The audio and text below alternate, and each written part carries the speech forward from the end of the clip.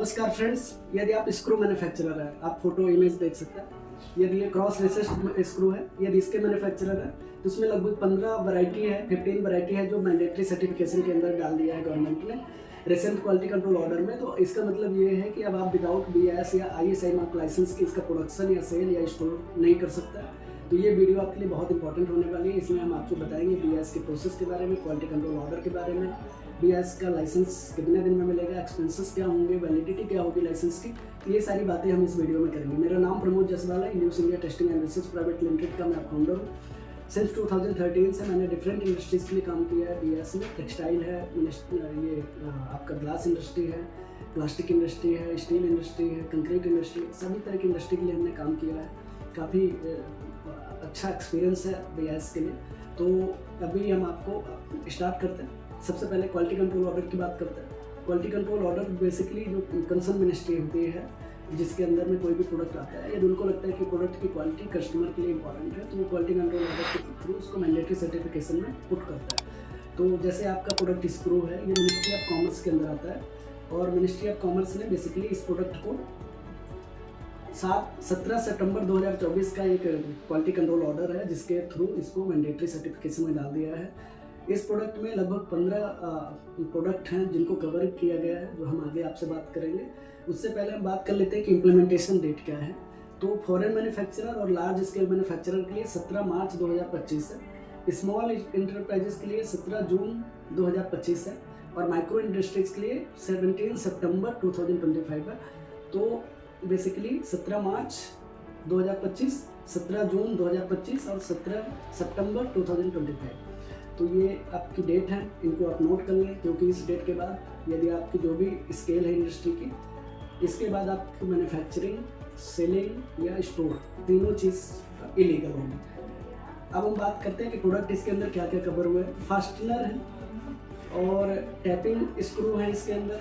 इसके अंदर Z cross resist screw भी है। फास्टनर में कई सारे हैं, जैसे पैन हेड है, IS 18471 part 2, countersunk head है फास्टनर में, IS 18471, ड्रिलिंग स्क्रू है। Drilling screw rest countersunk है, इसमें आपका 18471 पार्ट 3 है। फिर फास्टनर में ही ड्रिलिंग स्क्रू में drilling hexagonal washer head drilling screw with tapping screw thread, ये IS 18476 है। फिर क्रॉस रिसिस्ट टैपिंग स्क्रू में पैन हेड है, IS 18480 पार्ट 1। इसमें काउंटर सेंट फ्लैट हेड है, IS 18480 पार्ट 2। और टैपिंग स्क्रू में raised countersunk oval head है, IS 18480 पार्ट 3। और pan head screw with type H और type Z cross resist, product grade A, IS 7483 है। Type Z में ही steel screw property class 4.8, IS 7485 part 1 है। फिर same type में class 8.8 IS 7485 part 2 है। और raised countersunk head screw common head style Z type या H type recessed में ग्रेड A में IS 7486 है। ड्राई बॉल स्क्रू है, IS 18507। चिप बोर्ड स्क्रू है, IS 18508। And cross recessed counter Saint head would screw है, IS 18509। तो ये 15 standard हैं जिसको मैंडेटरी गवर्नमेंट ने कर दिया है।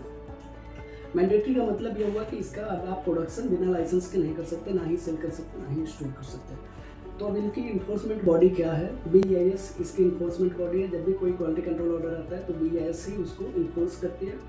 BIS क्या है? BIS के बारे में मैं बता दूं, bureau of Indian standard, national standard body of India है। थर्ड पार्टी एश्योरेंस कवर करती है कंज्यूमर एंड मैन्युफैक्चरर के बीच में। इसकी एक्टिविटीज़ मेजर एक्टिविटीज़ में standard formulation, training, testing, audit and certification है। और अवेयरनेस प्रोग्राम भी BIS चलाती है। तो बेसिकली BIS कई तरह के लाइसेंस देती है, जैसे BIS रजिस्ट्रेशन IT इलेक्ट्रॉनिक के लिए, ISI मार्क सर्टिफिकेशन FMCS और डोमेस्टिक प्रोडक्ट के लिए। तो अभी जो इस प्रोडक्ट की हम बात कर रहे हैं वो ISI के अंदर आता है। ISI में यदि आप लाइसेंस लेना चाहते हैं तो सबसे पहले तो एलिजिबिलिटी क्या है? एलिजिबिलिटी के लिए आपके पास मैन्युफैक्चरिंग यूनिट होनी चाहिए, सेकंड टेस्टिंग फैसिलिटी होनी चाहिए। यदि आपके पास ये दोनों चीज़ें हैं तो आप एलिजिबल हैं। लेकिन यदि आपके पास मैन्युफैक्चरिंग फैसिलिटी नहीं है, आप रिटेलर या इम्पोर्टर हैं, तो आप एलिजिबल नहीं है, आपके इम्पोर्टर को, आपके मैन्युफैक्चरर को ही ये लाइसेंस मिलेगा। अब हम बात करते हैं कि यदि आपके पास मैन्युफैक्चरिंग फैसिलिटी है, कुछ लोग कहेंगे कि हमारे पास टेस्टिंग फैसिलिटी नहीं है, तो यदि आप MSME यूनिट हैं तो गवर्नमेंट ने रिलैक्सेशन दिया है, आप बाहर से टेस्टिंग करा सकते हैं। अब स्टार्ट करने से पहले आपको, जैसे इसमें 15 स्टैंडर्ड है, सबसे पहले आपको अपना प्रोडक्ट को आइडेंटिफाई करना पड़ेगा कि आपका प्रोडक्ट किस स्टैंडर्ड में फॉल करता है।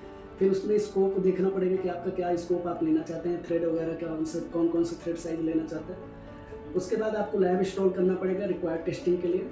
तो ये सारी चीज़ें करने के बाद देन आपको BIS की प्रोसेस के लिए आगे बढ़ना है। तो अब हम बात करते हैं BIS की प्रोसेस। BIS की प्रोसेस बेसिकली डॉक्यूमेंटेशन से स्टार्ट होगी। नॉन टेक्निकल डॉक्यूमेंट में प्रीमाइसेस डॉक्यूमेंट है, कंपनी के रजिस्ट्रेशन डॉक्यूमेंट है, MSME, GST, ओनर के Aadhaar card, PAN card, factory के बिल। यदि फॉरेन मैन्युफैक्चरर हैं तो उसमें business licence, authorise Indian representative एक अपॉइंट करना होता है, उसके डॉक्यूमेंट, उसकी कंपनी के रजिस्ट्रेशन डॉक्यूमेंट, ID। और टेक्निकल डॉक्यूमेंट में आपका रॉ मटेरियल से लेकर फिनिश गुड, जिसमें रॉ मटेरियल है, list of machinery, list of testing equipment, material का test certificate, calibration test certificate, quality control in charge, layout plan, location plan, ये सारी चीज़ें हमें चाहिए होती है BIS के एप्लीकेशन के लिए। सेकेंड स्टेप में आपका एप्लीकेंट सैंपल टेस्टिंग है। जब आप ग्रेड वगैरह आइडेंटिफाई करते हैं उसके बेसिस में आप अपना सैंपल टेस्टिंग कराते हैं। ये स्टेप सिर्फ डोमेस्टिक मैन्युफैक्चरर के लिए एप्लीकेबल है, फॉरेन मैन्युफैक्चरर के लिए ये स्टेप एप्लीकेबल नहीं है। थर्ड स्टेप में आपकी एप्लीकेशन BIS में सबमिट होती है और BIS ऑफिसर इसको स्क्रूटनी करते हैं। यदि इसमें कोई कमी नहीं होगी देन आपकी एप्लीकेशन ऑडिट के लिए प्रोसीड होगी। फोर्थ स्टेप में एक BIS ऑफिसर नॉमिनेट होता है एंड देन वो आपकी ऑडिट करते हैं फैक्ट्री की। एक दिन की ऑडिट होगी, आपकी फैक्ट्री की लोकेशन से लेके raw material, machinery, testing equipment, competency of quality incharge, product testing, everything verify होगा। एंड यदि वो आपका सब कुछ सेटिस्फैक्ट्री होता है तो क्रॉस वेरिफिकेशन के लिए एक सैंपल टेस्टिंग के लिए भेजा जाता है BIS के लैब में, उसको BIS सैंपल कहते हैं। यदि आपने डोमेस्टिक मैन्युफैक्चरर है, एप्लीकेंट सैंपल टेस्टिंग हुई है तो BIS क्रॉस सैंपल, जो BIS सैंपल है उसकी टेस्टिंग की रिपोर्ट का वेट नहीं करना पड़ेगा और आपको लाइसेंस ग्रांट हो जाएगा। फॉरेन मैन्युफैक्चरर के केस में BIS सील्ड सैंपल टेस्टिंग होगा, उसके बाद रिपोर्ट आएगी, देन आपको लाइसेंस मिलेगा। तो ये इंटायर प्रोसेस है। लाइसेंस जब मिलेगा तो उसमें आपका स्टैंडर्ड मेंशन होगा, मार्किंग गाइडलाइन होगी, आपका IS कौन सा है, स्कोप में आपको क्या लाइसेंस में मिला हुआ है, आपकी एनुअल फ़ी या रिन्यूअल फ़ी क्या है, ये सारी डिटेल आपको लाइसेंस में मिल जाएगी। एक्सपेंसेस की बात करें तो एप्लीकेशन फ़ी 1000 है, इंस्पेक्शन फ़ी एक दिन की 7000 है, लाइसेंस फ़ी 1000 है एक साल की। एनुअल फ़ी जो है, रिन्यूअल फ़ी जिसको कहते हैं, ये अलग अलग IS के लिए अलग अलग होता है। तो आप अपना IS आइडेंटिफाई करेंगे, उसके बाद हम आपकी हेल्प कर सकते हैं। BIS सैंपल टेस्टिंग चार्जेस ये भी अलग अलग IS के लिए अलग अलग होगा, तो उसमें भी आपको अपना IS आइडेंटिफाई करना पड़ेगा, इंडियन स्टैंडर्ड। आपका प्रोडक्ट का स्कोप भी इंपॉर्टेंट है इस केस में, तो वो सब आइडेंटिफाई करने के बाद ही हम आपकी हेल्प कर पाएंगे। इसके बाद वैलिडिटी की बात करें तो आपका लाइसेंस 1 साल के लिए वैलिड होता है। सेकेंड ईयर ऑनवर्ड आपको 5 ईयर तक के लिए रिन्यू कर सकते हैं। लेकिन यदि आपका लाइसेंस फॉरेन मैन्युफैक्चरर है तो आप इसको 1 साल के लिए ही रिन्यू करने का ऑप्शन है, फ्यूचर में बढ़ सकता है, हम आपको अपडेट करेंगे। जनरली टाइम रिक्वायर्ड क्या होगा लाइसेंस मिलने में, तो 35 से 40 दिन में लाइसेंस मिल जाता है, यदि आपका सब कुछ प्रोडक्शन रेडी है, सैंपल रेडी है, एवरीथिंग रेडी है।